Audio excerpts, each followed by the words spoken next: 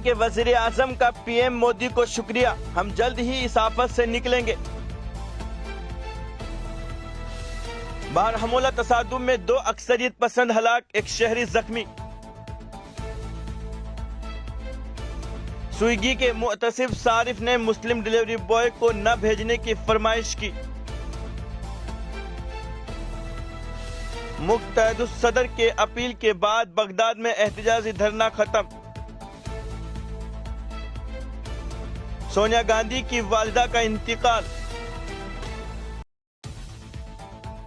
भारत ने हांगकांग को शिकस्त देकर सुपर 4 के लिए क्वालिफाई किया।